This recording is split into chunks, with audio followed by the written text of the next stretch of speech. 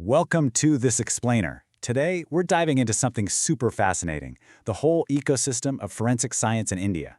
It's a world driven by one really noble pursuit, the flawless scientific search for the truth. But as we're going to see today, that pristine scientific ideal, well, it often crashes headfirst into a stark and honestly pretty overwhelming bureaucratic reality. Which brings up a pretty provocative question right off the bat. Can science truly remain objective if the folks conducting the analysis ultimately answer to law enforcement? Think about it. It's a massive point of friction between the need for completely impartial science and the very real everyday pressures of securing criminal convictions. Okay, let's dive into this. Here's our roadmap for today. 1. The evolution of Indian forensics. 2. Inside the labs. 3. The pendency and bias problem. 4. Landmark judgments. And 5. Modernizing the infrastructure. All right, let's kick things off with Section 1, the evolution of Indian forensics, from ancient texts to modern labs. So the investigative roots in India actually go way back, over 2,300 years to Kautilya's Arthashastra. But our modern foundation, that was laid brick by brick. Get this, in 1849, the first chemical examination lab opened up in the Madras Presidency. Then by 1897, the world's very first fingerprint bureau popped up in Calcutta. How cool is that? Fast forward to the post-independence era, and the demands of justice just absolutely exploded. In 1968, the Central Forensic Science Laboratory, or CFSL, in Hyderabad opened its doors to handle complex cases in the southern region. And this whole evolution culminated pretty recently, in 2020, when the National Forensic Sciences University was elevated to an institute of national importance. It's been this really steady, deliberate march to build out the country's forensic infrastructure. Moving right along to Section 2, inside the forensic labs, and the duties of a forensic scientist. Now, the workload for these experts is frankly staggering. They aren't just hunched over microscopes all day. They're handling the scientific examination of evidentiary materials, driving advanced R&D, bestowing expert testimony in courtrooms, and providing active support right there at the crime scenes. And they do all of this, literally everything, while strictly adhering to ISO/IECC 17025. For those who don't know, that's the absolute international gold standard for lab testing. This brilliantly illustrates just how grueling and high-stakes this job really is. Perfection isn't just a goal, it's the baseline expectation.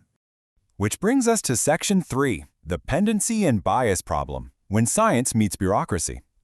But here's the thing, perfection is incredibly hard to maintain when the system itself is kind of cracking under the pressure.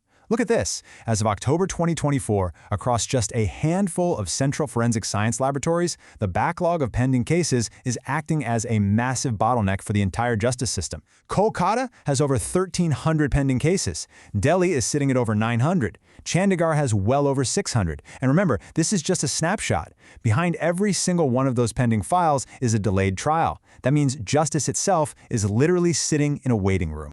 But a crushing backlog isn't the only structural issue here. There's a really deep, ongoing academic and legal critique about how these labs are actually run. Right now, a lot of regional and state labs operate under the direct control of the police or home departments. And analysts point out that this introduces a massive risk. You've got scientists facing intense and sometimes unspoken external pressure to deliver results that line up perfectly with law enforcement's prosecution goals. You can see the problem, right?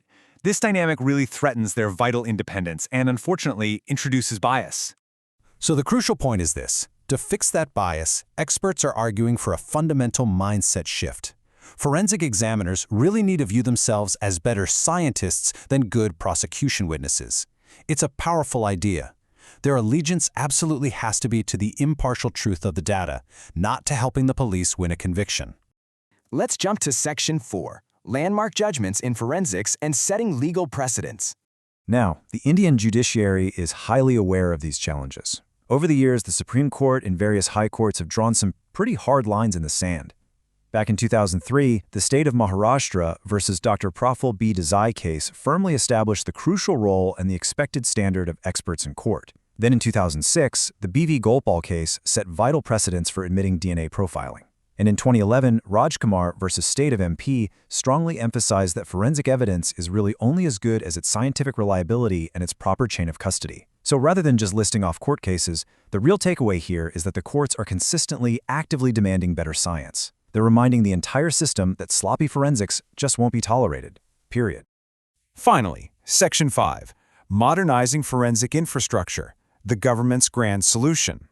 Faced with this massive pendency, intense judicial scrutiny, and these incredibly complex new cybercrimes, the government isn't just trying to patch up the old system. Actually, they've raised the stakes.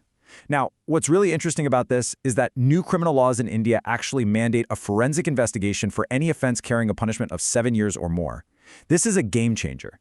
This legal mandate is going to massively increase the already crazy high workload of these labs. They literally cannot function without a monumental upgrade. And well, here is that monumental upgrade. Over 2,254 crore rupees. Let that sink in for a second. That is the massive financial outlay approved by the government in mid-2024 for the National Forensic Infrastructure Enhancement Scheme, or NFIES. It is a staggering amount of funding, and it's explicitly designed to rapidly fast-track forensic testing capabilities across the entire nation. Let's move to and see how this builds real, tangible capacity. They aren't just throwing money at the problem and hoping it goes away, it's a super targeted expansion. The scheme includes setting up 9 new off-campuses for the National Forensic Science University, which is absolutely huge for training the next generation of experts.